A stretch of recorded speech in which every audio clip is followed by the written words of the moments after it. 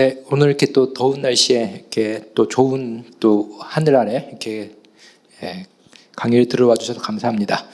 이럴 때 더 강의를 알차게 해야 된다는 좀 부담감도 없잖아 있는데 그래도 시원한 또 에어컨 바람을 쐬면서 또 강의를 듣는 또 그 재미도 있으시길 바랍니다. 사실 제가 지난번 비하 강연했을 때도 조금 시적절하다기는 그렇지만 그때 비하 강연 광고 나가고 바로 또 계엄이 일어났거든요. 그래가지고 좀 이렇게 쉽지 않은 상황에서 강의했는데 이번 강의는 또 이제 원래 작년에 하기로 했다가 이제 연기가 되면서 그 사이에 이제 각종 전쟁이 일어나고 아시는 분은 아시겠지만 이제 트럼프와 이제 교황 사이에 설전이 오고 가고 그런 상황 속에서 충동적으로 이 제목을 이제 잡았습니다. 그래서 야만의 시대 속에 바르면 신학선언 다시 읽기라는 이 주제를 가지고 하게 되었는데요. 네, 그 흔히 이제 포스트 모던 철학자들이 이제 종교적인 것의 기한이라는 말을 많이 했습니다. 그래서 세속화 시대가 되면은 종교라는 것이 역할이 없어지고 사람들이 찾지 않을 거라고 생각했는데 오히려 그 20세기 중후반 이후 다양한 방식으로 종교적인 것의 기한이 있었죠. 사람들이 이제 영성에 대해서 관심을 가지기 시작하고 그리고 또 뭐 세계 여행 이런 거 많이 일어나면서 예전에 있었던 종교적인 그런 교회라든지 아니면은 뭐 여러 유명한 그런 건축물들이 이제 또 관광지처럼 또 이렇게 인기를 얻기도 하고 여러 가지 면에서 이제 종교적인 것에 이제 기한이 있었는데 당시에는 이제 예상하지 못했던 바가 있었다라고도 흔히 얘기합니다. 그게 뭐냐면은 21세기 초에 이제는 극우 정치의 부상과 종교적인 것의 기한이 이제 합쳐서 일어나는 그런 현상들이 세계 곳곳에서 이제 일어나고 있습니다. 그런 의미에서 조금 이제 아시는 분은 다 아시겠지만 또 조금 조심스럽게 또 분석할 필요가 있는 게 뭐냐면은 옛날 같은 경우는 이제 바르멘 신학선언이라든지 디트리트 보네퍼라든지 이런 분들이 이제 주로 이제는 독재 정권이라든지 이런데 이제는 저항하시는 그런 기독교인들에게 이제 많이 이제 거론되게 됐다면은 이제 그게 또 이제는 상황이 바뀌면서 보네퍼가 이제는 다른 쪽 그 진영에서 이제는 언급이 많이 되고 있고 특히 이제 미국 같은 경우는 이제 보네퍼가 이제는 그 기독교적인 그 명목으로 이제 살인을 한다라든지 아니면 뭐 테러를 한다라든지 그런 일에 이제 보네퍼 이름이 이제 자주 오르기 내리기 시작했고 그리고 이제는 바르트도 이제는 참여했었던 히틀러에 대한 이게 기독교 이제 다른 말로 하면 이제는 고백교회 투쟁이죠. 이것들도 이제 보면은 이제 소위 말하는 미국의 이제 민주당 정권 하에서 민주당 정권을 이제 비판하기 위한 논리로서 바르멘 신학선언이라든지 아니면 고백교회가 이제는 또 이제 언급이 되기 시작하는 상당히 이제 그 예전과는 다른 그런 맥락에서 이제는 20세기 초중반에 그런 신학적 유산들이 이제는 활용되는 것을 이제 볼 수가 있습니다. 그렇기 때문에 이제 한 번쯤은 이제 바르멘 신학선언이 어떤 의미인지 물어볼 필요도 있을 것 같았고 또 다른 한편으로는 바르멘 신학선언을 1930년대와 다르게 이제 2000년대 끝났고 이제 21세기로 넘어왔잖아요. 20세기 끝나고 21세기 넘어왔는데 이때 우리에게 바르멘 신학선언은 어떤 의미일까? 이 문제도 다시 한번 질문해 볼 때가 되지 않았나 해서 이런 강의를 한번 준비해 보게 되었습니다. 근데 강의는 준비를 했는데 사실 조금 좀 벅찬 강의이기도 합니다. 어떤 의미냐면은 바르멘 신학선언의 역사적인 그런 맥락도 있을 것이고 그리고 신학적인 의미도 있을 것이고 그리고 현대적으로 바르멘 신학선언을 어떻게 봐야 될까라는 또 그 현대적인 질문도 함께 있기 때문에 1시간이라는 이 짧은 시간 내에 그 모든 것은 다 할 수가 없고요. 그런 의미에서 좀 몇 가지 주제들을 갖고 왔는데요. 제가 3장에 달하는 그 강연을 만들어 왔는데 사실 뭐 다 하지는 못할 것 같고요. 부분 필요한 내용들만 소개해 드리도록 하겠습니다. 먼저 하나 이제 인용해 드리고 싶은 그 문구가 있는데 그건 바로 이제 시몬 베유의 그렇게 잘 알려지지 않은 작품이지만 또 매우 중요한 작품으로 평가를 받고 있는 일리아스 또는 힘의 시라는 작품입니다. 이 작품이 출판된 해 또 이제 시몬 베유가 히틀러에 대한 또 비판하는 글도 썼던 만큼 그 시기에 이 시몬 베유를 휘어잡고 있었던 질문이 무엇인지 가늠해 볼 수 있는데요. 거기서 이제 그 시몬 베유가 아주 흥미로운 그 분석을 합니다. 일리아스의 진짜 주인공 아킬레우스가 아니라는 거죠. 헥토르도 아니고 일리아스의 진짜 주인공, 진짜 주체, 중심은 힘입니다. 사람들이 행사하는 힘, 사람들을 종속시키는 힘, 그 앞에 서면 움츠러드는 힘 말입니다. 이렇게 했는데 어떻게 읽으면 재밌게 표현될 수 있는 게 뭐냐면 사람들이 행사하는 힘이 곧 그 사람들을 종속시키는 힘이 된다라는 그런 식으로도 읽힐 수가 있습니다. 그런 의미에서 이 시몬 베요는 힘이 가지고 있는 속성을 이제 일리아스를 통해서 읽어내려고 했던 아주 흥미로운 그 시도를 했었고요. 그 다음 인용문은 그 에버트 융엘이라는 독일 튜빙겐에 있었던 유명한 조직신학자죠. 그래서 바르멘 신학선언에 대해서 신학적인 해설을 한 책을 썼는데요. 우리말로는 번역은 되지는 않았습니다. 제목은 이제 바르멘 타협과 은혜 사이에 선 교회라고 되어 있는데요. 여기서 이제는 그 융엘은 그 하나의 하나님 말씀, 이 표현은 어디 나오냐면은 사실 그 바르멘 신학선언에 나오는 표현입니다. 바르멘 신학선언에 나오는 표현이기 때문에 조금 어색한 표현이 그대로 쓰였는데요. 하나의 하나님 말씀은 또 바울을 이제 패러디해가지고 이제는 그 융엘이 이렇게 표현하죠. 좌파들에게는 미련한 것이요 우파들에게는 어리석은 것이니. 라고 얘기합니다. 마치 십자가가 그 그리스인 헬라인들에게 미련하고 그리고 이제는 그 유대인들에게 어리석은 그런 것과 마찬가지로 이 한 분 하나님의 말씀, 예수 그리스도 성서에 의해서 예수 그리스도 통해서 증언되는 그런 한 분 하나님의 말씀은 정치적인 좌우 모두에게 그 매력적이지 않은 그런 말씀을 들릴 수 있다라고 이제는 융엘은 얘기합니다. 이런 식으로 이제 저희가 이제 그 어떤 맥락 속에서 이 바르멘 신학선언이라는 어떻게 보면 역사적인 문헌을 놓을 거냐에 따라서 그 의미도 조금씩 달라질 수 있을 것 같은데요. 그래서 오늘의 첫 문제 제기는 제3의 도시라는 이 개념을 가지고 시작해 보려고 합니다. 제3의 도시는 영국의 그 사회 철학자, 정치 철학자라고도 불리고요. 우리나라에는 잘 알려지지 않았지만 그 영국이라든지 아니면 미국에서는 꽤 그 지명도가 있는 질리언 로즈라는 분이 그 불렀던 제3의 도시 개념을 가지고 한번 오늘날의 상황을 한번 생각해 보도록 하겠습니다. 질리언 로즈 같은 경우는 사실 그 철학자 사이에도 유명하지만 신학자 사이에도 유명합니다.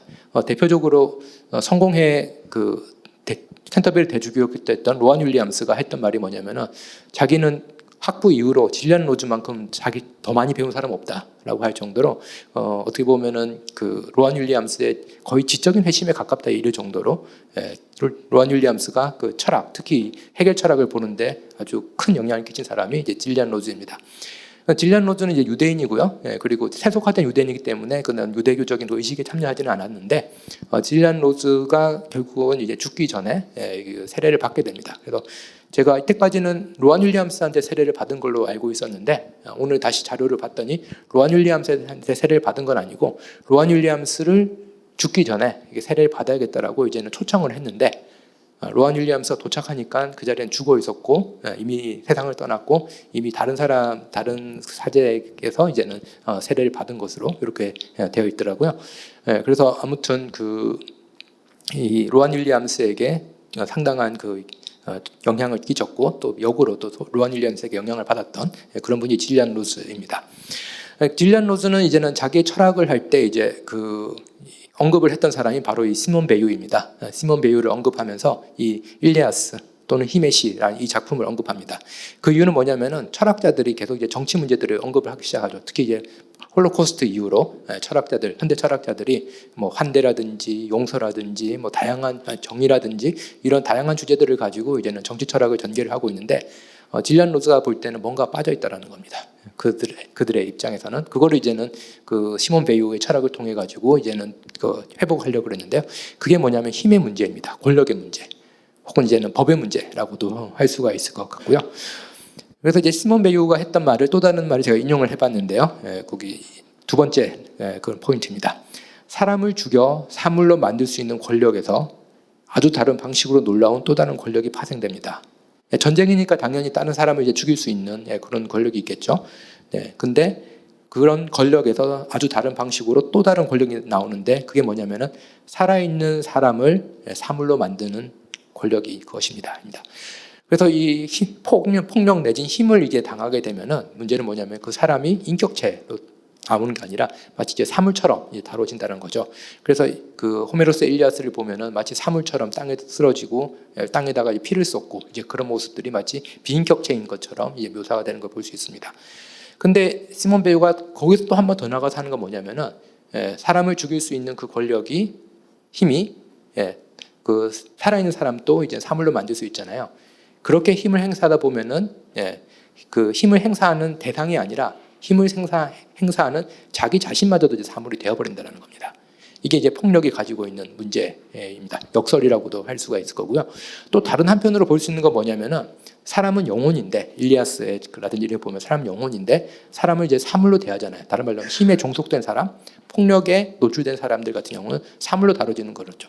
그렇기 때문에 영혼인 사람이 사물로 다뤄지는 것처럼 되기 때문에 오는 또 아이러니, 모순이란 것이 힘이 행사되는 그 자리에 있다라는 겁니다. 네. 이런 의미에서 이제는 그 질리안 로즈 같은 경우는 이 힘의 문제를 이제는 철학 속에서 이제 다시 이제는 그 숙고를 하기 위해서 또 뭐 특이하게 매우 창조적인 방법을 이제 선택을 합니다. 그건 뭐냐면은 그 로즈가 워윅 대학교의 철학과 교수로 이제 부임을 하게 되면 보통 교수로 부임할 때 이제는 기념 강연 같은 걸 하잖아요. 네. 기념 강연을 하는데 이제 그게 상당히 보통 기념 강연 같은 경우가 역사적으로 되게 중요한 강연들이 이제 많이 있죠. 그 시대 문제들을 읽어내고 그리고 앞으로 시대가 어떻게 변할 것인지에 대해서 또 전망하기도 하고 그런 건데 보통 이제 그 취임 강연이면은 취임하고 빨리 해야 될 것 같은데 질리안 로즈 같은 경우는 취임한 후에 한참 뒤에 죽기 몇 년 전에 이제는 이 강연을 하게 됩니다. 그 강의 제목은 이제 아테네와 예루살렘 그리고 부제는 새 도시 이야기입니다. 이것도 되게 이제는 역설이잖아요. 아테네와 예루살렘이면 두 도시인데 새 도시 이야기라고 얘기를 합니다. 아시는 분은 아시겠지만 그 신학에서는 특히 이제는 그 아테네와 예루살렘은 그 인간이 가지고 있는 정신적 기능을 이제 상징을 하죠. 아테네 같은 경우는 이성을 상징을 합니다. 그리고 예루살렘 같은 경우는 신앙을 이제는 상징을 하게 되는 거죠. 그래서 테르툴리아누스라는 고대 교부가 했던 유명한 말이 아테네와 예루살렘이 무슨 상관이 있는가라는 그 유명한 말을 했습니다. 그래서 마치 이성과 계시의 가운데는 이제는 그 접촉점이 없는 것 같은 그런 말을 하기도 했는데요. 그 이후로 이제 신학자들은 이제는 그 말들을 이제 패러디하기를 좋아했죠. 예를 들면은 베를린과 바젤이 무슨 상관인가? 이건 어떤 의미일까요? 베를린을 대표하는 신학자는 슈라마허, 19세기의 자유주의 신학의 아버지라고 불리는 슈라마허이고 바젤이 무슨 상관인가? 바젤은 칼바르가 있었던 그 도시죠. 그런 식으로 이 두 도시를 이렇게 대조하는 게 이제는 그 상당히 철학자들이 이제 장난처럼 많이 하는 편인데 중요한 건 이제 부제입니다. 새 도시 이야기입니다. 두 도시 이야기라는 마크 트웨인의 유명한 그 작품도 있는데 그 제목을 또 패러디해서 새 도시 이야기라고 했죠. 그래서 여기서 이제 질리안 로즈가 얘기하는 걸 이제 그냥 글로 이제 설명하면은 조금 힘들기 때문에 그냥 제가 이렇게 말로 이렇게 말씀을 드리면은 아테네는 이성을 상징을 했습니다. 그리고 그 다른 한편에는 예루살렘 신앙을 상징하는 거죠. 이런 식으로 이제 상징화, 신화화 혹은 개념화 될 수 있는 그런 도시들이 있긴 있는데 대부분의 도시들은 그렇지 않습니다. 이게 이성과 계시가 섞여 있기도 하고 그 이성이 아니라 그 광기가 있기도 하고 신앙이 아니라 그 미신이 있기도 하고 온갖 것들이 섞여 있는 거죠. 이제 그런 것들이 이제는 그 예루살렘과 아테네로 풀리지 않는 그 두 개가 어떻게 보면 혼합되어 있는 그런 그 문명이 로마였다고도 할 수 있습니다. 그래서 그런 의미에서 로마는 어떤 제3의 도시의 어떤 그 전례 같은 상징적인 그런 모습이라고 할 수 있죠. 근데 이제는 그 질리안 로즈는 거기서 끝나는 게 아니라 역사적으로 로마가 그런 모습이었다는 게 끝나는 게 아니라 현대 우리가 살아가고 있는 메트로폴리탄 대도시가 바로 이 아테네와 예루살렘이 이제 뒤섞여 있는 제3의 도시다라고 이야기를 합니다. 근데 이제 거기서 이제 분석이 끝난 게 아니라 그 아테네와 예루살렘 고대인들은 이런 식으로 이성과 계시를 이제 대조를 시켰는데 고대인과 중세인, 근대인들은 상상도 하지 못한 도시가 역사 속에 등장합니다. 그게 뭐냐면은 아우슈비츠입니다. 거기서 인류는 거대한 악, 설명되지 않는 악을 이제는 경험을 하게 되죠. 홀로코스트가 있게 되고요. 근데 질리안 로즈 같은 경우는 사실 이제 홀로코스트에 대한 연구를 이제 또 담당했던 당시에 또 지성인 대표로서 철학자로서 그 역할을 하게 됐는데 거기서 나오는 문제가 뭐냐면은 자꾸 이제는 그 아우슈비츠 문제들을 너무 이제 막 그 신비화 시키는 또 그런 추세들 그럼으로써 실제로 그 안에서 일어났던 일에 대해서 냉철하게 보지 못하는 그런 현상들이 일어나게 됩니다. 그렇지만 또 동시에 이 홀로코스트라는 그 어마어마한 또 우리의 현대인의 삶을 계속해서 재반성하게 하는 또 거울 같은 역할도 동시에 하고 있는 거죠. 그래서 그 세계의 상징적인 도시 그리고 하나의 실질적인 도시 요 네 개를 가지고 이제 질리안 로즈는 자기의 생각을 전개를 합니다. 하나는 아테네라는 이성을 상징하는 도시, 예루살렘이라는 신앙을 상징하는 도시, 그리고 아우슈비츠라는 어떤 폭력, 악의 어떤 결정체로서의 도시. 그리고 제3의 도시, 우리가 살아가는 도시죠. 그러면서 우리는 이 새 도시를 이제는 반영하면서 우리의 삶은 구성이 된다라고도 할 수 있습니다. 근데 질리안 로즈는 근데 이 제4의 도시의 등장이 인류 특히 이제는 서양 사상에 큰 파장, 영향을 끼쳤다라고 또 얘기를 합니다. 그건 뭐냐면은 아우슈비츠 이후로 나타난 현대 포스트 모던 혹은 이제 정치 철학의 흐름이 뭐냐면은 이성에 대해서 매우 불신하기 시작합니다. 근대 계몽주의가 이성을 강조했는데 그 이성이 발달하다 보니까 과학기술이 발전됐는데 그 과학기술이 인류 삶을 반영시키는 것이 아니라 오히려 인류 삶을 억압하고 파괴하는, 그리고 이제는 질리안 로즈 같은 경우 실질적으로 아우슈비츠 조사를 하는, 연구를 하는 위원이었기 때문에 도시 계획표 이런 걸 봤을 때 아우슈비츠가 처음부터 수용소로 만들어진 게 아니었다는 겁니다. 아우슈비츠는 처음에 만들어진 이유는, 처음에 계획은 뭐냐면 기차를 길을 놓고 그랬잖아요. 이게는 많은 사람들 죽이기 위해서.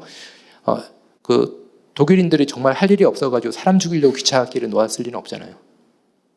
그건 뭐냐면은 이 독일이 동부 쪽으로 더 뻗어나가기 위한 어떤 허브 도시로 이제 원래는 아우슈비츠를 이제는 계획을 했었고 기차를 만들었고, 그런데 이제는 그 세계대전이 생각 외로 이제는 자기들 마음대로 진행이 안 되면서 거기가 수용소로서 역할을 하다가 그냥 이제 종전이 되어버린 그런 또 이제 숨겨진 역사가 있거든요. 그렇기 때문에 이제 아우슈비츠라는 건 그런 의미에서 도시이기도 하고요. 또 다른 한편으로는 현대 철학자들에게는 아우슈비츠 같은 경우는 인간 이성이 왜곡되고 가장 악랄한 형태로 드러나는 도시가 이제는 아우슈비츠입니다. 그래서 그 반대로 포스트 모던 철학자들 같은 경우는 이성에 대한 불신 때문에 뭘로 이렇게 넘어가게 되냐면은 계속해가지고 종교적인 것의 기한이라고 말씀드렸잖아요. 계속 이제 종교적인 그런 요소들을 철학의 중심 화두로 삼으면서 정치 철학들을 전개해 나가기 시작합니다. 그래서 이제는 타자에 대해서 얘기를 하게 되고요. 그리고 용서, 환대, 이런 이야기를 가지고 이제는 정치 철학들을 이제는 전개를 하게 됩니다. 물론 저도 거기에 관심이 있었고, 그래서 환대 신학이라는 책도 이제 쓰기도 했지만, 여기서 이제는 질리안 로즈는 문제를 보기 시작합니다.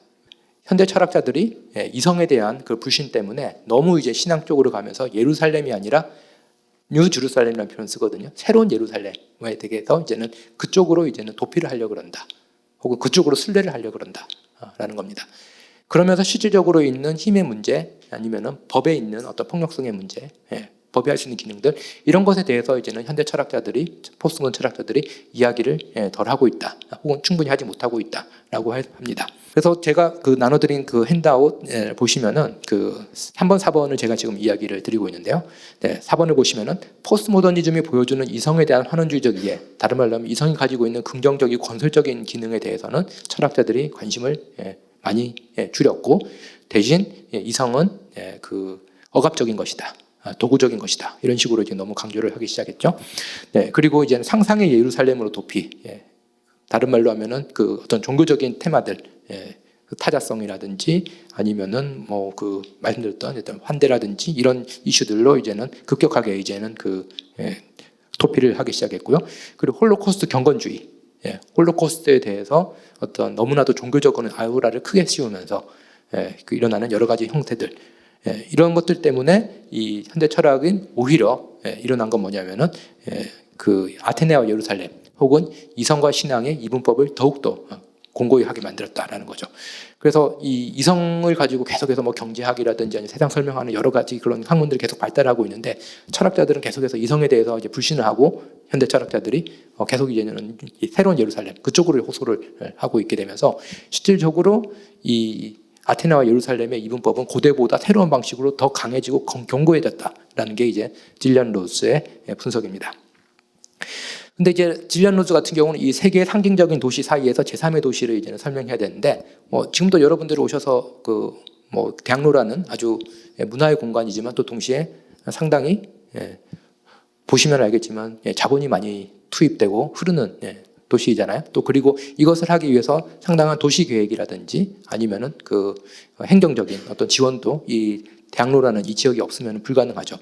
다른 말로 하면 현대 도시는 자본주의적인 어떤 그런 시스템, 자본주의적인 사유재산, 그리고 근대적인 어떤 관리 체계, 특히 법적 지위, 이 두 가지로 이제 정의되는 사회다라고 얘기를 합니다.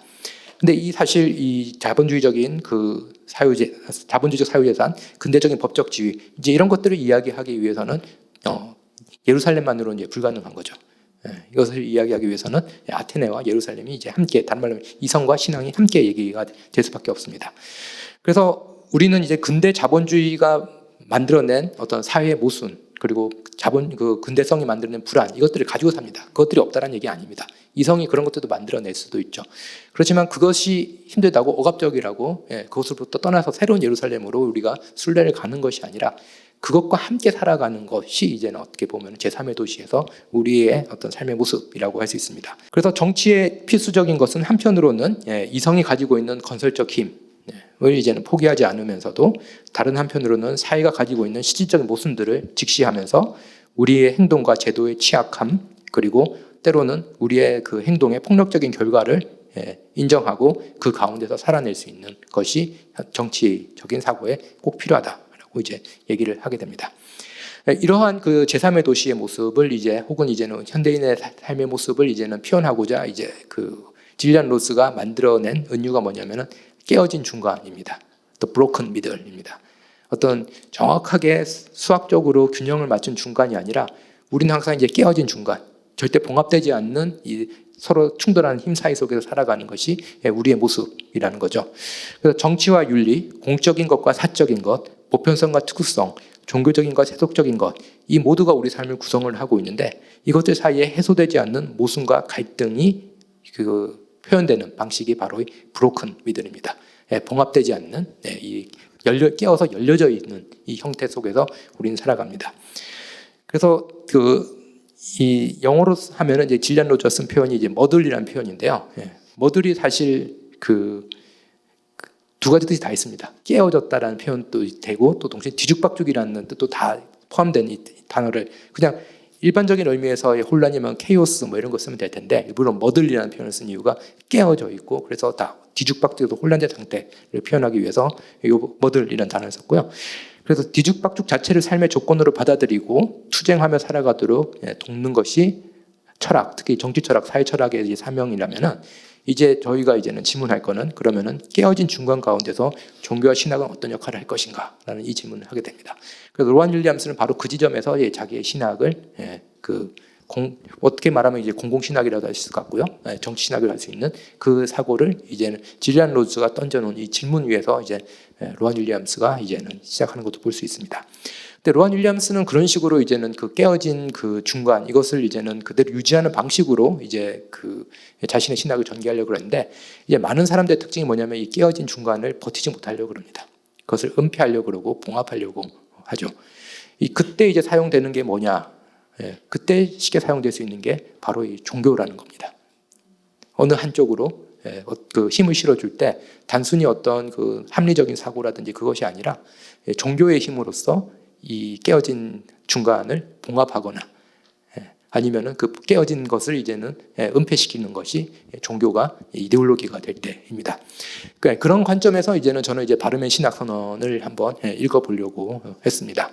왜냐하면은 그 바르멘 신학선언은 1934년도에 이제는 발표된 신학선언문이고요. 그 배경에는 1933년도에 히틀러가 1월 30일이죠. 그 독일의 총통으로 피러로 이제는 선출이 되고요. 그때까지는 잘 몰랐는데 2개월 만에 거의 모든 그 독일에 작동하던 민주주의 체제들을 다 이렇게 무력화시키면서 이제 어떤 독재로 이제는 흘러가게 됩니다. 그러면 왜 이렇게 갑작스럽게 이제 히틀러가 이제는 집권을 할 수 있었냐라고 하면은 물론 이제 1차 세계 대전 이후에 독일이 겪었던 후유증이 너무나도 컸습니다. 경제적으로 어려웠고요. 그리고 민족적인 어떤 트라우마와 그리고 이제는 그 수치심이 아주 크게 작용을 하고 있었죠. 그리고 이제 바이마르 공화국 때부터 계속 있었던 혼란, 다른 말로 하면 민주주의의 비효율성이 당시에 있었던 그 독일의 혼란을 이제 충분히 잘 대처를 하지 못하고 있었는데 교회 같은 경우가 여기에 대해서도 상당히 조금 이제 불편해했었다라는 게 이제 역사적 기록에 보입니다.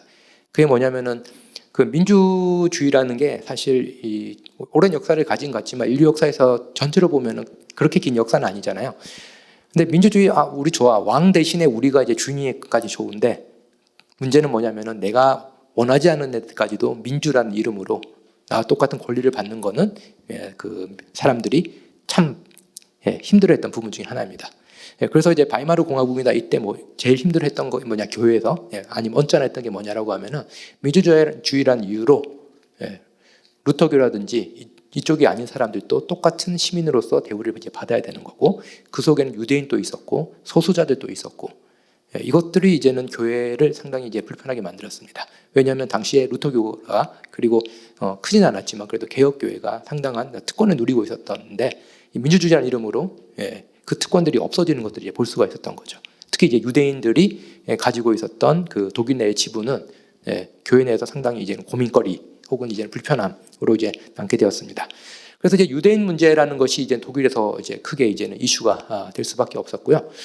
근데 이제는 그 고백교회라는 이름으로 이제 히틀러에 저항하는 그런 움직임이 있었지만 유대인 문제에 대해서는 대부분 이제 무감각했거나 혹은 이제는 유대인이라 그랬으면은 기독교로 개종한 유대인들만 이 교회가 그 보호해야 되거나 관심을 가져갈 대상으로 했지 유대교로 남은 유대인들에 대해서는 그 당시에 이제는 고백교회에 많은 사람들도 우리가 크게 신경 쓸 대상이 아니다라고 이제 보았습니다. 그래서 그 말씀드렸듯이 1933년 1월 30일에 아돌프 히틀러가 수상이 됐고 그 아주 빠른 시간 내에 독재 권력이 이제 독재화가 일어나게 되고요. 거기에 걸맞게 이제는 독일 개신교 내에 독일 그리스도인 운동이 일어나고 이제 확산을 하게 됩니다. 그래서 그 튜링겐 지역교회 총회에서 나타난 말이 그 짧지만 가장 상징적으로 이제 히틀러에 대한 당시 독일 그리스도인들의 입장을 잘 보여주는 것 같아가지고 요약해서 말씀드리면은 그리스도는 아돌프 히틀러를 통해서 우리에게 오셨다라는 겁니다. 아주 흥미로운 표현이죠. 그리스도는 기독교적으로 표현하면 누구를 통해서 우리에게 오셨냐면은 성령을 통해서 우리에게 오셔야 되는데 여기 보면 기독교는 아돌프 히틀러를 통해서 우리에게 오셨다입니다. 그러면 그 그리스도는 그리스도라는 어떤 계시의 원천이 하나가 있는데 또 하나가 뭐냐면은 아돌프 히틀러잖아요. 그러면은 계시의 원천이 두 개가 있다라는 말이 됩니다. 그래서 아돌프 히틀러를 통해 가지고 깨닫게 된 그 독일 다른 말로 하면 독일의 역사, 독일 민족의 피를 통해서 혈련을 통해서 깨닫게 되는 그 또 하나의 계시가 있다라는 겁니다. 이렇게 말하는 게 사실 그냥 아부하고 끝나는 것 같지만 사실 계시의 통로를 하나를 더 열어준 것이기 때문에 당시 신학자들 같은 경우 그 상당히 경악을 하게 되었고요. 그리고 이제는 이 아돌프 히틀러가 또 다른 이제 계시의 통로로 인정을 받게 되면서 문제가 뭐냐면은 아돌프 히틀러가 가지고 있었던 어떤 세계관 이런 것들이 종교적으로 정당화되면서 급속도로 이제는 독일 사회가 이제는 변화를 하게 됩니다.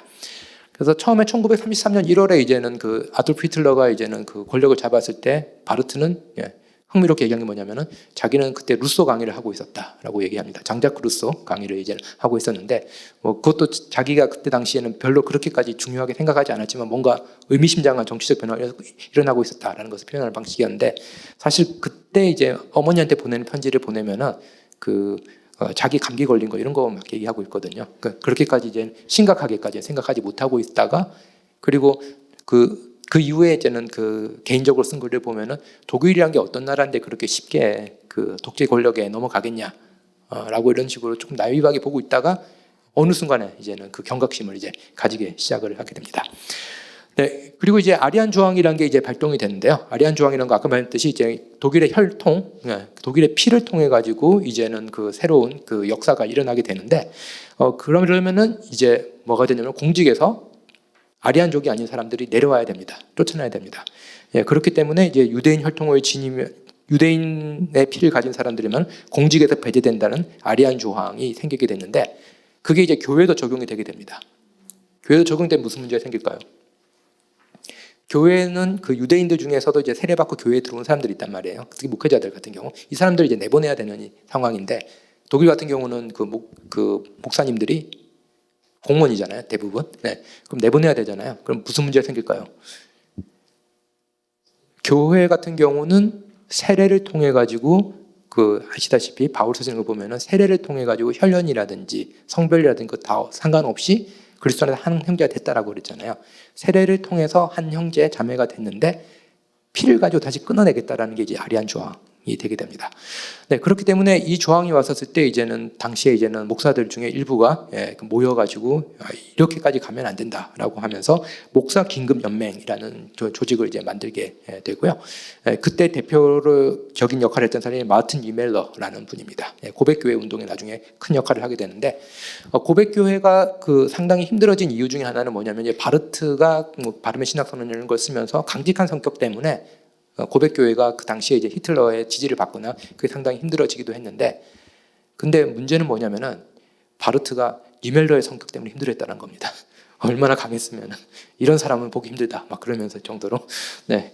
그래서 그때 당시에 이렇게 이제는 그 강하게 헌신적으로 일하는 사람들이 있었고, 특히 이제 니멜러 같은 경우가 목사 긴급 연맹을 조직을 해서 이 1933년도에 이제 그 조직을 했겠죠. 근데 이제는 1년도 안 된 1934년 1월까지 독일 개신교 목사 37%에 해당하는 7,000명이 이제 등록을 하게 됩니다. 근데 여기서 이제는 이 히틀러가 가지고 있는 여러 문제들, 그리고 이제는 교회 정책들 이런 것에 대해 비판은 했지만 유대인 문제에 있어서는 사람들이 미온적이었습니다. 그건 뭐냐면은 교회 내에서는 그건 안 되는 건 다들 받아들이거든요. 세례를 통해 가지고 주님 안에서 한 형제 자매가 됐는데 유대인이라는 혈통을 가지고 교회에서 내보낸다, 아니면 목사직에서 내보낸다라는 거는 말이 안 된다는 거는 기본적으로 목사들도 다 이제는 동의를 했는데, 이 사람들이 아리안 조항이 교회 밖에서 되는 것까지는 특별히 관심이 없었던 거죠.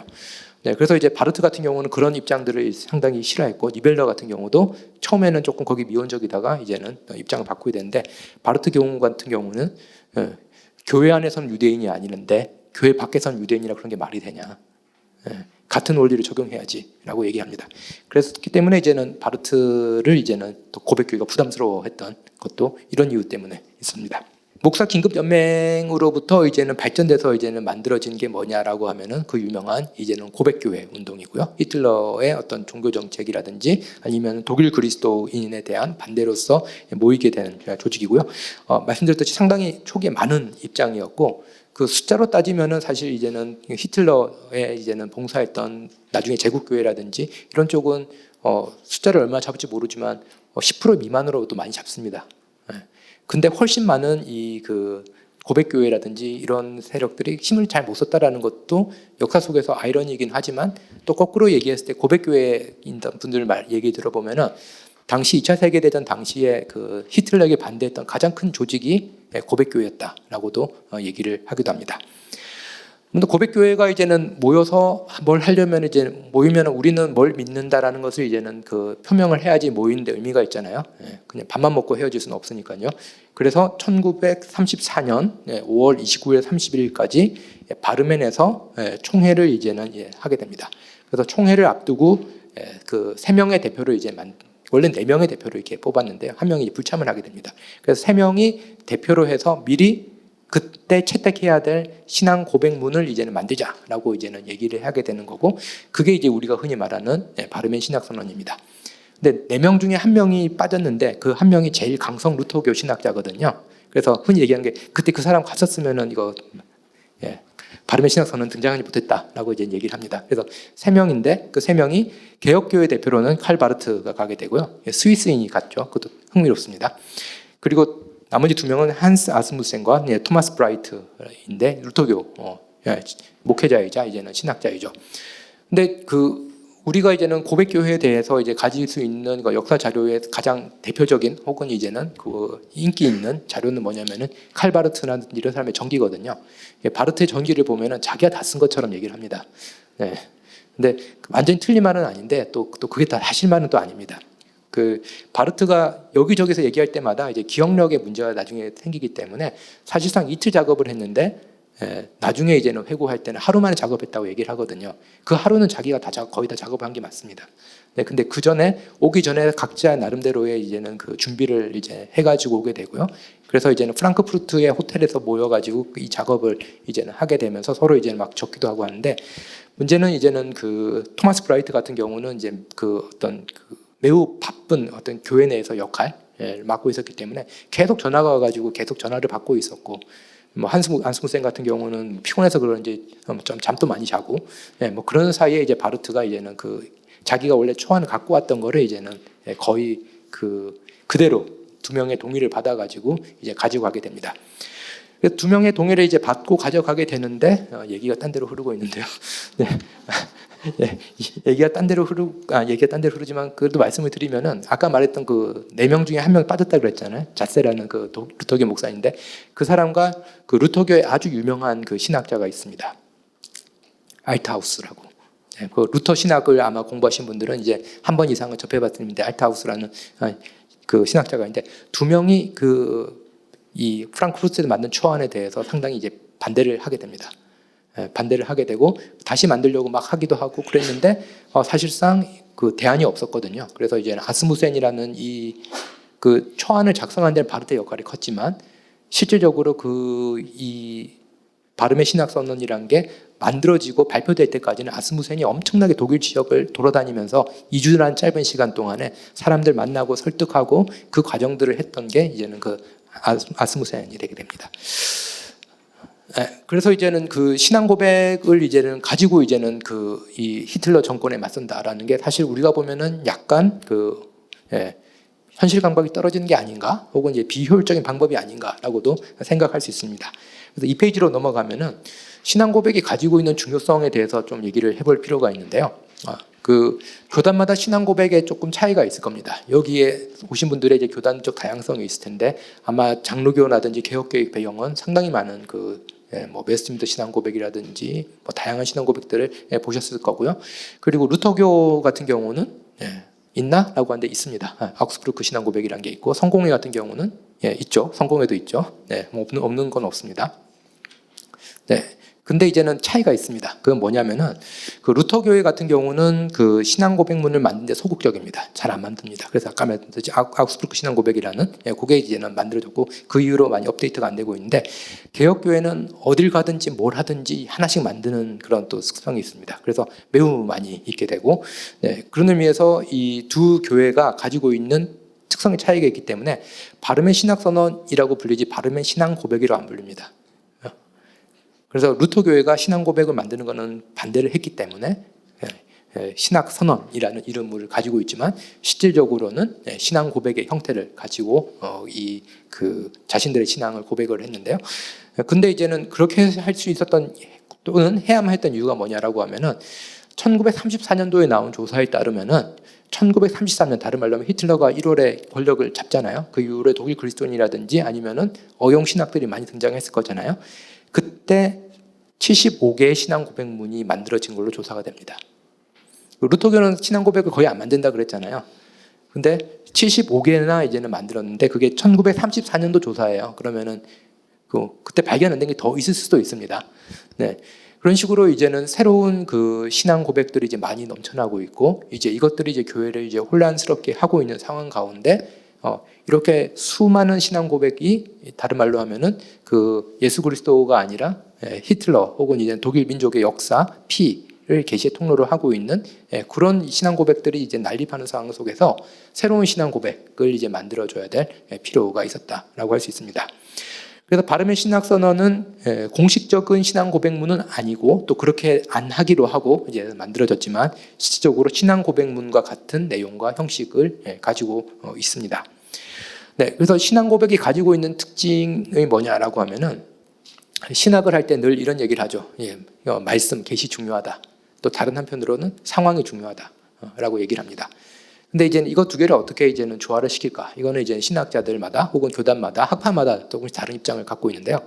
근데 최소한 신앙 고백에 있어서는 이제 바르트라든지 당시에 그 바르멘에 모였던 사람들이 함께 이제는 동의했던 게 뭐냐면은 이렇게 말씀과 상황이 있으면은 그 양쪽에다가 같이 귀를 기울이면 안 된다입니다.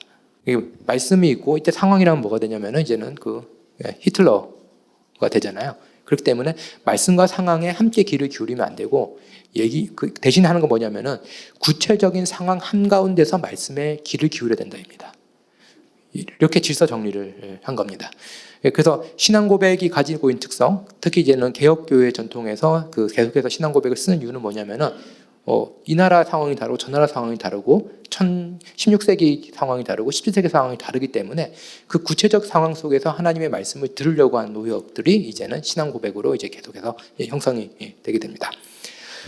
그리고 이 신앙 고백문 같은 경우 아까 제가 말씀드렸듯이 이제 요즘 같은 경우는 많이 이게 강조가 되고 있지 않지만 역사적으로 매우 중요합니다.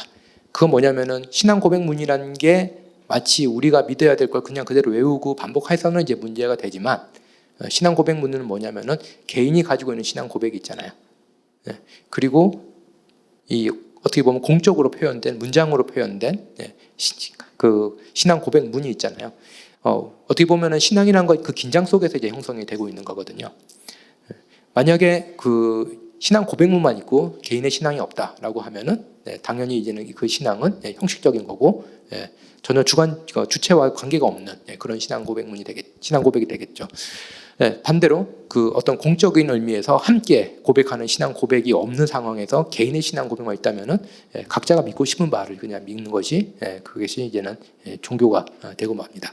그렇기 때문에 이 개인이라면 누구나 자기가 가지고 있는 신앙이 있을 거고요. 세계 이해가 있을 거고 그것에 대해서 어떤 자기의 종교적인 관점이 있을 거고 그것을 어떤 그 역사적이고 공동체적인 어떤 합의를 통해서 표현하는 문장 그 긴장 속에 있을 때 이제는 어떻게 보면은 우리가 이제 그리스도인에서 실존이 가능하다라고 할 수 있습니다.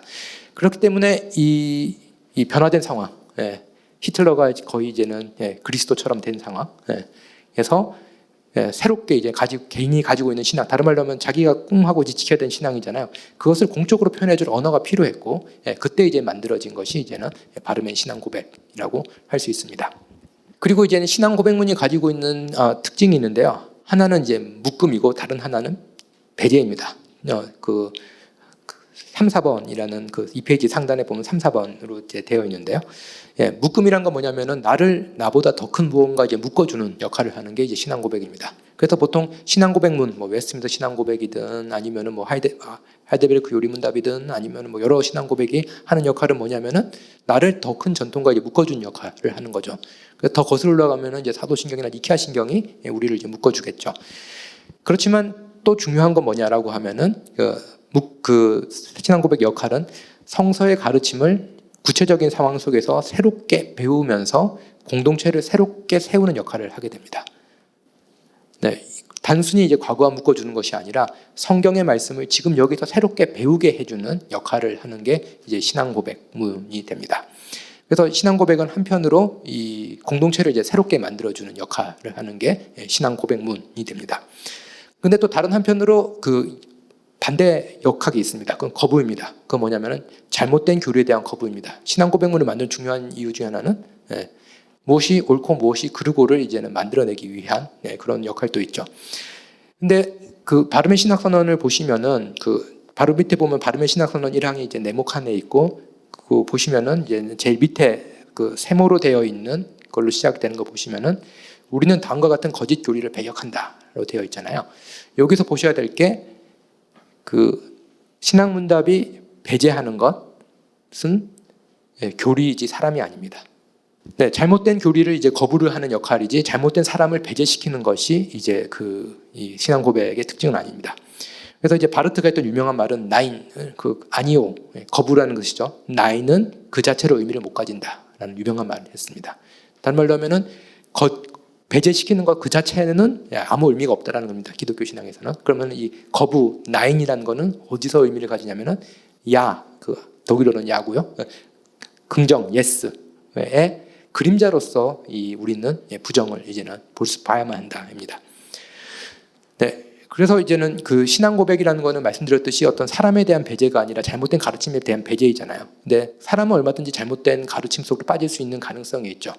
그렇기 때문에 신앙 고백을 함께 고백한다라는 것은 잘못된 교리를 배제를 함으로써 다른 말로 하면은 그 사람과 다시 연합할 수 있는 희망을 가진다라는 것이 이 신앙 고백의 특징이 되게 됩니다. 그래서 사람에 대한 배제가 아니라 사람과 새롭게 이제 연합함에 대한 희망을 가지게 하는 것이 이제는 신앙 고백의 특징이고 또 그 다음으로 중요한 거는 뭐냐면은 교회를 회개의 공동체로 이제 만들게 됩니다.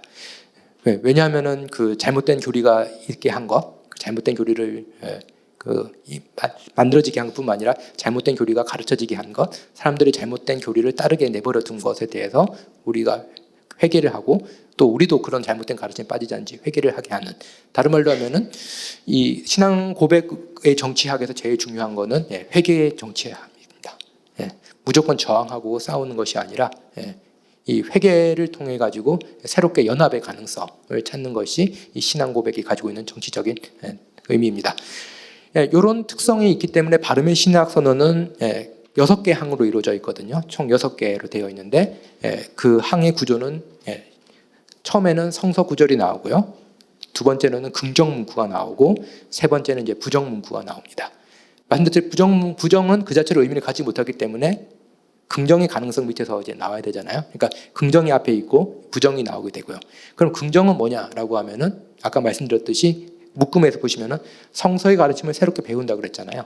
그러니까 성서 구절이 인용이 되고 그 성서 구절을 오늘의 상황에 맞게 증언을 하는 게 긍정의 역할이 되는 거고, 그 긍정이 이제 부정이 되는 게 마지막에 나오는 그런 구조입니다. 그래서 바르멘 신학선언 1항을 보면은 제가 이렇게 조금 이제 일부러 그 유려한 번역을 하신 한국에 많은 그 독일 유학파들이 계시지만 챗GPT를 더 신뢰를 했던 이유는 뭐냐면은 너무 유려하셔가지고 제가 가능한 그 문자 그대로 번역해줘라고 해서 이렇게 제가 다듬어서 가져온 겁니다. 그래서 처음에 이제 네모로 된 두 개는 성서, 우리에게 말씀하시는 예수 그리스도를 증언하는 성서가 되는 거고요. 그 다음에 이제 마름모로 된 거는 긍정입니다. 성서에 대한 증언의 형태가 긍정이고, 그 다음에 옆으로 되어 있는 세모가 부정의 모습입니다. 그래서 바르멘 신학선언 1항을 예로 들어드리면 처음에 예수께서 이르시되 내가 곧 길이요 진리요 생명이니 나로 말미암지 않고는 아버지께로 올 자가 없느니라. 내가 진실로 너희에게 이르노니 문을 통하여 양의 우리에 들어가지 아니하고 다른 데로 넘어가는 자는 절도며 강도요 내가 문이니 누구든지 나로 말미암아 들어가면 구원을 받고. 두 구절이 이제는 똑같은 얘기를 하고 있죠. 나를 통하지 않으면 다 강도다. 나 말고 다른 계시의 근원을 통해 가지고 하나님께 이를 수 있다라고 얘기하는 건 다 사기꾼이다, 강도다라고 얘기하는 거죠. 상당히 이제는 직접적으로 H로 시작되는 사람 이름을 얘기하지 않으면서 그 H로 시작되는 그 독재자를 이제 상당히 이제 그 경로를 유발시킬 만한 그런 방식을 취하고 있습니다. 그래서 그거에 대한 증언을 이제는 하고 있죠. 성서 안에서 우리에게 증언되는 예수 그리스도는 우리가 들어야 하고 삶과 죽음 가운데서 신뢰해야 하며 순종해야 하는 하나의 하나님 말씀이다 라고 얘기를 했죠. 그래서 아까 제가 융엘 처음에 인용했을 때 나왔던 게 뭐냐면은 하나의 하나님 말씀은 좌파에게는 좌파에게는 미련한 것이요 우파에게는 어리석은 것이니라고 할 때 바로 이겁니다. 어떤 자기 스스로 가지고 있는 정치적인 이데올로기가 있다면은 하나의 하나님 말씀을 통해서 들려오는 그 목소리에 듣지 못하고 순종하지 못한다라고 얘기를 합니다. 그래서 그 다음에 이제는 이 거부하는 거부하는 교리를 보겠습니다. 우리는 다음과 같은 거짓 교리를 배격한다. 교회가 자신의 선포의 원천으로서 하나의 하나님의 말씀 밖과 곁에, 하나님 말씀 옆에 뭘 두겠다는 거죠. 또 다른 사건들과 권세들, 위인들과 진리들을 하나님의 계시로 인정할 수 있거나 인정해야 한다는 가르침, 이것을 거절하겠다라는 거죠. 그 또 다른 사건, 이것을 뭐냐라고 하면은 이제는 어떤 주석가가 얘기할 때 히틀러의 등장이고요. 권세들, 그러니까 다른 말은 첫 번째 사건들이라는 거는 이제 나치와 이제는 그 새로운 정치 세력 거죠. 이제 권세들이 나치당이었나 뭐 그렇고, 위인들이 이제 히틀러와 대표적인 정치인들, 그리고 진리들, 독일 민족의 역사와 피, 이런 것들을 이렇게 차례차례 이렇게 언급했다라고 어떤 분이 주석을 하는 것도 이제 볼 수가 있습니다. 아무튼 이런 식으로 이제 바르멘 신학 선언은 이게 세계 구조로 되어 있고, 이 세계 구조 자체가 상당히 강한 정치적인 함의를, 정치적인 용어와 논리를 쓰지 않으면서 신앙 고백적인 언어로 표현을 하고 있습니다. 바르멘 신학 선언은 총 6개 조항으로 되어 있는데요. 그거 하나하나 다 살펴보고 그 언어들 속에 들어있는 신학적 의미들을 다 풀어내는 것도 상당히 중요한 작업이고요. 책 한 권 정도의 그 작업이 요구되는 그런 일이긴 한데요. 그걸 다 할 시간은 없고, 오늘 5항에 나타난 그 권력의 문제, 왜냐하면 제가 처음에 권력으로부터 시작했기 때문에 5항에 나타난 권력의 문제를 살펴보도록 하겠습니다. 국가와 교회의 관계에 관한 5항은 초안에서는 마지막 조항이었습니다. 6항이 없었습니다. 원래 이걸로 바르트는 끝내고 싶었습니다. 근데 이제는 그러면 안 된다라고 해가지고 이제 6항에 늘었고요. 그리고 바름의 신학선언이 이제는 제가 말씀드렸듯이 이게 논란이 있었거든요. 그럼에도 불구하고 채택된 조건이 뭐였냐면은 아까 말했던 아스무센 있잖아요. 아스무센이 이거 시작되기 전에 그 연설을 하거든요. 바름의 신학선언을 해설하는. 그래서 아스무센의 렉처와 그 강의와 연설과 이 바름의 신학선언을 함께 채택한다는 조건 하에 이 신앙 고백이 채택이 됩니다. 근데 언제나 그렇죠.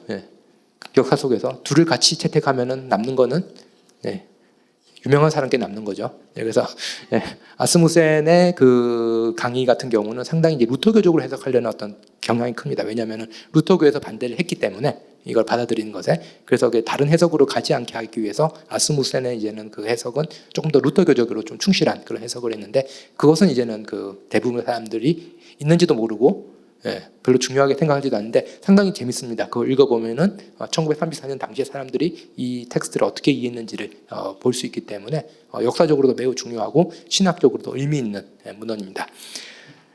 근데 아무튼 그 마지막으로 하겠던 5항이고 그리고 수정도 막 거치거든요. 그러다 보니까 가장 또 길어졌습니다. 가장 길어진 조항이기도 하고 또 복잡하기도 합니다.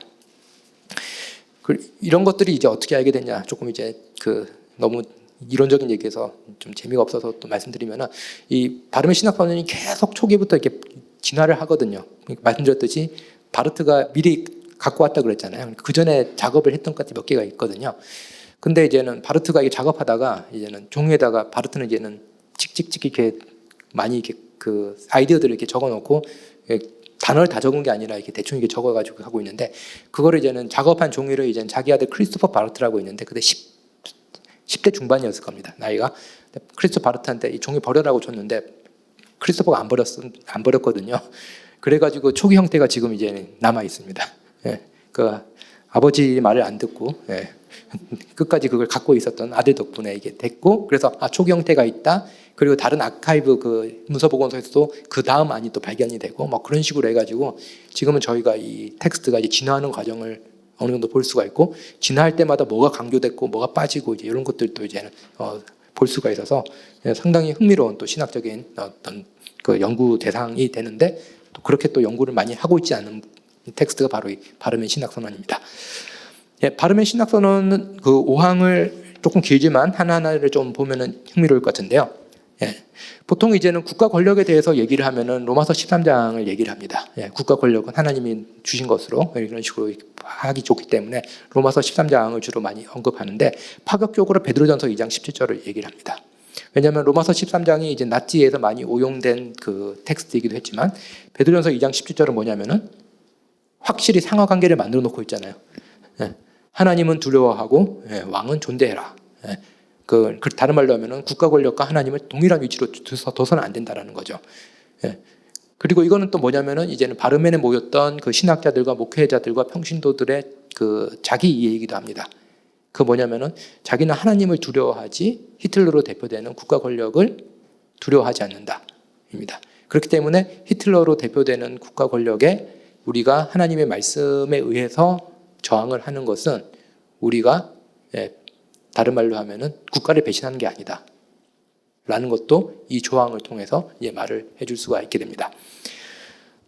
그리고 이제 이 세 개의 이제 포인트가 이제 긍정적으로 이 구절에 대해서 이제는 증언을 하는 거고요. 그 다음에 밑에 있는 두 개가 이제는 그 거짓된 교리에 대한 배격입니다. 성서는 우리에게 말한다로 이렇게 2페이지에 있는 그 긍정문을 보도록 하겠습니다. 마름모로 되어 있는 성서는 우리에게 말한다. 항상 시작이 성서는 우리에게 말한다. 혹은 이런 식으로 시작을 합니다. 왜냐하면은 그 성서에 대한 증언으로서 이제 그 긍정을 해서 긍정적인 문장들을 만들었기 때문에요. 국가는 하나님의 정하심에 따라 아직 구속되지 않은 세계 속에 있는데 그 안에 교회 또한 서 있다입니다. 이 부분이 상당히 중요하죠. 국가는 하나님께서 정하신 건 맞는데 그 조건이 뭐냐면은 아직은 구속되지 않은 세계입니다. 교회도 그 안에 서 있다. 근데 제가 여기 중요하다고 말씀드린 이유는 이 한국어 번역 중에 오역이 가끔씩 나오는 문장이 여기입니다. 어떤 식으로 오역이 나왔냐면은 국가는 하나님의 정하심에 따라 그 오역이 어떤 식으로 되어 있는지를 좀 말씀드리기 위해서 조금 문장을 틀어서 말씀드릴게요. 좀 쉽게. 아직은 구속되지 않은 세계 속에 국가가 있는데 그 속에 교회가 있다. 차이를 아시겠나요? 한국의 오역이 가끔 이렇게 되어 있습니다. 아직 구속되지 않은 세계에 국가도 있고 교회도 있는 게 아니라 아직 구속되지 않은 세계 속에 국가가 있는데 국가 안에 교회가 있다. 이런 식으로 이제 되면은 그 조금 원래 의미에서 이제 멀어지죠. 여기서 이제는 이 조항이 이제 강조하는 건 뭐냐면 아직은 구속되지 않은 세계라는 겁니다. 아직은 구속되지 않은 세계라는 거는 그 질리안 로즈의 표현에 따르면은 브로큰 미들, 깨어진 중간이라는 겁니다. 물론 우리에게는 그 어떤 하나님의 나라라든지 아니면 종말의 그 비전은 있지만 그것은 아직 실현되지 않은, 다른 말로 하면은 현실 세계의 부정의와 그 고통과 고난과 그리고 하나님 나라의 정의와 평화와 희망이 혼돈하고 있는 공간이 바로 이 아직은 구속되지 않은 세계입니다. 그래서 이 부분이 되게 중요하게 시작됩니다. 보네퍼의 윤리학을 보더라도 제일 중요하게 된 게 뭐냐면 우리가 어디에 서 있냐인데, 보네퍼 윤리학이 또 뭐냐면은 하나님이 이미 그리스도 통해서 화해한 세계, 그러나 아직은 완전히 화해되지 않은 세계. 모든 윤리는 요 배경 속에서 보네퍼는 윤리를 시작을 하거든요. 그와 마찬가지로 아직은 구속되지 않은 세계라는 이 관점 속에서 우리는 국가와 교회의 관계를 이제 봐야 된다랍니다. 그래서 아직은 구속되지 않은 세계 속에서 국가의 역할은 뭐냐라고 하면, 국가는 인간적 통찰과 인간의 능력의 척도에 따라서 권력의 위협과, 다른 말로 하면 힘이겠죠. 힘의 행사, 위협과 행사를 통해 정의와 평화를 보호한다입니다. 이거는 국가의 정의가 아니라 국가의 기능에 대한 설명입니다. 국가가 무엇이냐에 대해서는 얘기한 게 아니라 국가는 뭘 해야 되냐라고 하면은 인간적 통찰과 인간적 능력의 척도에 따라, 다른 말로 하면 국가는 하나님이 직접 다스리는 기관이 아니라는 겁니다. 다른 말로 하면 인간들이 모여서 함께 고민하고 토론하고 논쟁하고 때로는 시행착오도 겪으면서 만들어가는 것이 이제 국가인데, 이 국가가 하는 게 마음에 안 든다고 이게 너무 갑자기 종교적인 권위를 입혀주거나 종교적인 권위로 국가를 흔들거나 그것이 아니라 국가는 인간들이 하는 것이다. 인간의 능력과 인간의 척도에 따라, 능력과 통찰에 따라 하는 건데, 국가의 중요 역할은 뭐냐면은 정의와 평화를 보호하는 것이다. 근데 어떻게 하냐라고 할 때 수단으로서 표현된 게 힘을, 위협과 행사를 통해서 한다라고 얘기를 합니다. 이것은 뭐 경찰력이라든지 군사력을 얘기를 하겠죠. 아무래도 극단의 시대, 다른 말로 하면 매우 위험한 시기에 만드는 신앙 고백이었기 때문에 국가의 역할을 상당히 이제는 수단으로서 힘을 사용하는 수단을 매우 극단적인 예를 든 거는 맞습니다. 그러면 이제 교회는 뭘 하냐라고 하면은 그 밑에 나와 있죠. 교회는 하나님께 대한 감사와 경외 가운데 이러한 하나님의 질서의 유익을 인정한다. 하나님께서 이렇게 허락하신 것에 대해서 그 유익함이 있다라는 것을 이제 인정을 하는 것이 교회의 역할인데, 근데 이제는 그 하는 방식이 뭐냐면은 교회는 하나님의 나라, 하나님의 계명과 정의를 상기시키며 그로 인해 통치자들과 피통치자들의 책임을 환기한다. 보통 그 통치자들의 책임을 환기하잖아요. 근데 여기서는 바르면 신학선언은 아니다. 통치자들 보고 잘해라 하는 것과 동시에 중요한 거 뭐냐면 피통치자들이 하나님의 계명과 정의를 상기를 해야 된다라고 얘기합니다. 그래서 이제 교회는 하나님께서 만물을 붙들고 계신 그 말씀의 능력을 신뢰하며 순종한다라고 얘기하는데, 여기도 당연히 이제 히브리서 1장 3절의 모습을 이제는 갖고 있습니다. 그 다음으로 넘어가면은 이제는 배격하는 교리가 이제 나오는데요. 그거는 이제는 뭐 나중에 어차피 이제는 긍정교리의 반대니까 설명을 더 안 드리도록 하고요. 여기 있는 몇 가지 특성들을 이제 설명을 드리도록 하겠습니다. 아직은 구속되지 않은 세계라는 것이 제가 중요하다고 말씀을 드렸고요. 그것은 바로 우리가, 다른 말로 교회가 있고 국가가 있는 이 세계는 이질적인 것 사이에 모순과 긴장과 갈등이 공존하는 장소이고요. 이런 깨어진 중간 자체를 인정하지 않을 때, 다른 말로 하면은 국가가 이 아직은 구속되지 않은 세계보다 더 많은 선명성을 추구하려 그럴 때 야만의 시대, 야만의 정치가 시작이 됩니다. 그리고 이 깨어진 중간에 넘어서게 하는 중요한 어떤 이 도구가 이제 종교가 될 수가 있죠. 근데 이제 국가와 교회는 이 아직 구속되지 않은 세계 속에 있는데, 국가와 교회란 두 실체는, 이거는 루터교의 두 왕국 이론을 반영을 합니다. 만물을 붙드는 말씀의 능력으로 서로 연결되어 있습니다. 이게 이 앞에 있었던 긍정 부분을 제가 제 식으로 이제는 재서술한 건데요.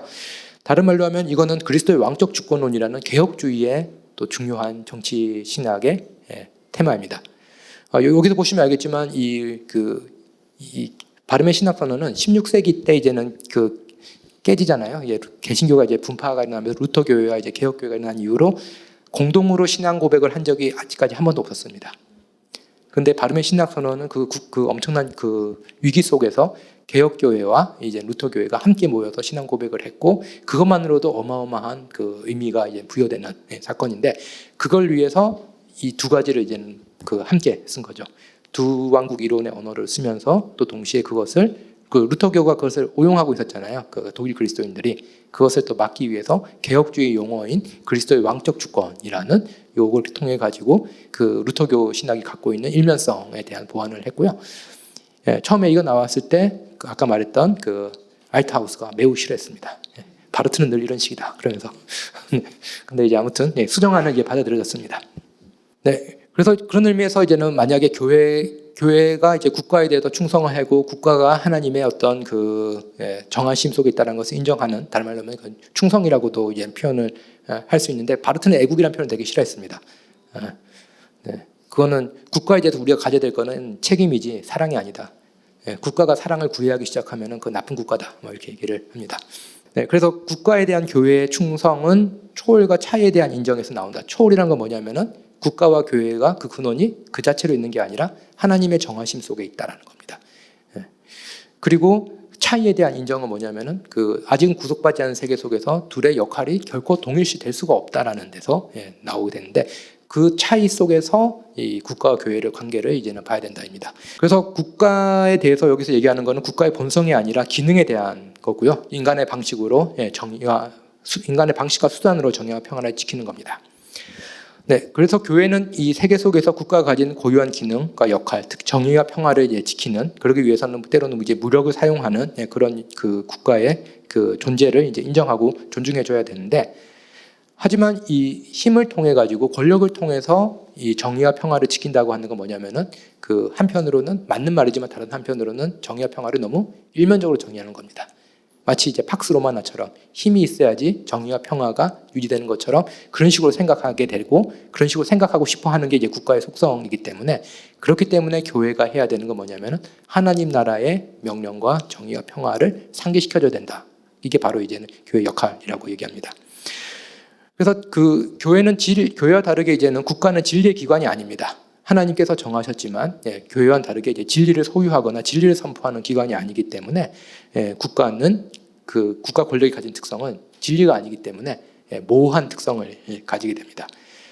그 모호함이 제일 잘 나타나는 건 뭐냐면은 평화를 지켜야 할 권력 혹은 평화를 지켜야 될 그 힘이 실질적으로 평화를 위협한다는 겁니다. 그 역설 속에 서 있는 것이 바로 이 국가의 모습, 혹은 이제는 힘의 역설 속에 서 있는 것이 이 국가의 모습이 되고요.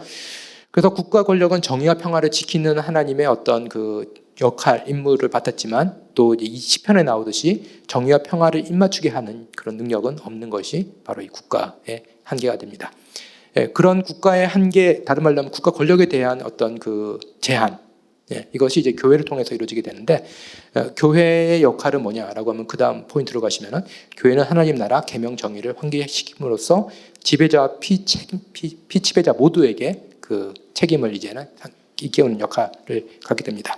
그래서 이 부분을 설명을 했으니까 더 구체적으로 설명 드리지 않도록 하고요. 그런 의미에서 이제는 교회와 국가는 함께 공존하고 있지만, 이 아이디어, 교회의 중요한 역할 중에 하나는 국가가 국가의 역할을 하게 되는, 다른 말로 하면 권력의 한계, 그리고 권력을 어떻게 사용할지 알려줘야 되는데, 그걸 하기 위해서 교회의 중요한 역할은 바르트라든지 바르멘 신학선언은 매우 간단하게 얘기합니다.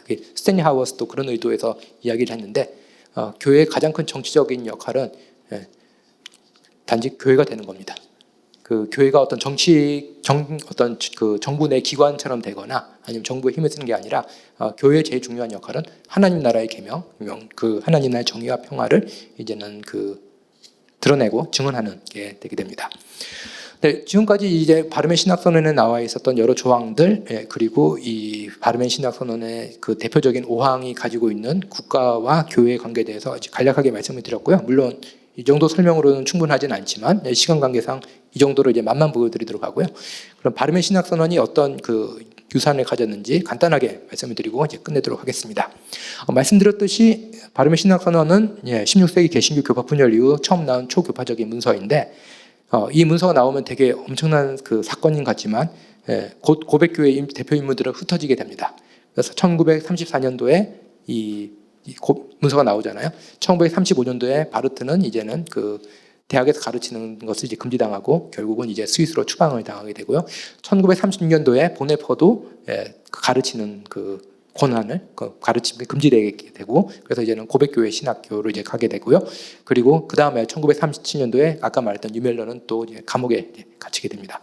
그렇게 되면 이제는 이런 일련의 과정 통해서 고백교회는 이제 상당히 이제는 힘을 많이 잃고 매우 힘든 투쟁의 시기로 들어가게 됐고 실질적으로 이제 바르트 같은 경우는 1934년도에 바르멘 신학선이 오래 만들어졌는데 몇 달 만에 이것은 거의 유명무실해졌다. 왜냐하면 고백교회 내에서도 이 문서 자체에 대해서 그대로 받아들이기가 힘들어했다라고 얘기를 하고 반대로 고백교회 대다수는 바르트 때문에 우리가 힘들다라고 얘기를 하게 됩니다. 하지만 이제는 그 바르멘 신학선언은 그 이후에 세계 곳곳 교회에서 공식적으로 비공식적으로 이제 신앙 고백으로 인정받기도 하고 심지어 이제 미국 PCUSA 같은 경우는 신앙 고백집에 이제 포함이 되기까지 할 정도로 그 이후로 이제는 기독교계에서 중요한 유산으로 남게 되고요. 근데 이제는 그 시간을 훌쩍 넘어서 21세기에 일어나는 일을 보면은 그 히틀러에 대한 그 교회의 그 투쟁이라는 그 유산은 각자가 자기의 이익과 자기의 관심사를 통해서 이제 사용되는 것을 볼 수가 있습니다. 그래서 말씀드렸듯이 보네퍼도 양쪽 진영에서 다 이제는 그 원하는 대로 이제 인용을 하기도 하고 바르멘 신학선언 같은 경우도 미국 같은 경우는 민주당 지지자와 공화당 지지자가 각각 다른 조항을 끌어다가 자기들의 주장을 지지받기 위해서 사용을 하고 있습니다. 네, 그래서 이제 바르멘 신학선언이 만들어 놓은 교회와 국가 사이의 관계, 그 둘의 어떤 종말론적인 공존은 항상 우리에게 역설 갈등을 남겨놓을 수밖에 없는데 그것을 넘어서 이제 교회와 국가의 관계를 너무 선명하게 만들려는 유혹은 늘 있게 됩니다. 마치 1930년대 독일에서 우리의 깨어진 중간, 우리의 그 종말론적 실존을 은폐하기 위해서 혹은 이제는 자기가 원하는 식으로 이 사회를 만들어가기 위해서 종교를 이제 사용했듯이 언제나 이 바르멘 신학선언도 이 깨어진 중간을 은폐하거나 아니면은 서툴게 봉합하기 위해서 이제 악용될 위협에 놓여 있다라고 할 수 있습니다. 근데 질리안 로즈에 대한 이제는 그 독창적인 신학적인 읽기를 하면서 로안 윌리엄스가 한 아주 흥미로운 표현이 있는데요. 뭐냐면은 깨어진 중간 가운데서 그 이스라엘, 그리스도 그리고 교회는 공통적인 모습을 보입니다. 그건 뭐냐면은 이스라엘은 유배 생활을 통해서 하나님의 증언을 했고요. 그리스도는 십자가를 통해서 하나님을 계시를 하셨고 교회는 어떤 그 지역의 어떤 권력을 가진 자가 아니라 순례자로서 하나님의 현존, 하나님의 힘을 증언하는 역할을 이제는 담당을 했다라는 겁니다. 그래서 교회가 만약에 이 깨어진 그 중간 혹은 이제는 그 질리안 로즈 표현대로 제3의 도시에서 있게 된다면은 이 로안 윌리엄스가 말했던 이 방식, 이 이스라엘에게서는 어떤 유배, 그리고 그리스도는 십자가, 그리고 교회는 순례라는 이러한 그 실존의 어떤 형태가 이제 필요하지 않을까라고도 생각해 볼 수가 있습니다. 그래서 바르멘 신학선언이 유효하기 위해서는 한편으로는 신학자이기 때문에 이런 말을 할 수도 있지만 이에 대한 역사학적이고 신학적인 주석 작업은 반드시 필요합니다. 왜 이런 문턴이 나왔고 어떤 의도에서 이런 표현이 쓰였는지에 대한 그 작업이 필요하고요. 다른 한편으로는 바르멘 신학선언이 지금 또 어떤 이데올로기적으로 오히려 사용되는 도구화처럼 되어 있는데 그게 아니라 깨어진 중간 가운데서 이 어떤 역설과 모순, 갈등과 함께 살아야 되는 그리스도의 실존을 보여주는 방식으로 이 바르멘 신학선언이 읽혀야 되지 않을까라고 생각을 합니다. 그래서 강의를 마무리하기 위해서 이제 제가 또 이제는 다른 누구보다도 바르멘 신학선언 초안을 직접 쓴 사람이 한 말이 가장 신뢰가 될 것 같아가지고 그 말을 인용해 드리면은 바르트 같은 경우는 바르멘 신학선언을 어떤 답변으로 쓰지 않았다라고 얘기합니다. 바르멘 신학선언은 자신이 질문 제기를 하기 위해서 썼다라고 얘기합니다. 문제 제기를 하기 위해서. 그런 의미에서 이 텍스트는 계속해서 우리에게 현대 사회에서 그리스도를 사는 것이 어떤 삶일까에 대해서 질문을 던지는 텍스트로 남아 있을 것이고 그렇다면은 아무래도 시간이 지나고 장소가 변하더라도 여전히 유효한 중요한 그런 신앙 고백이 아닐까 생각합니다. 네, 지금까지 들어주셔서 감사합니다.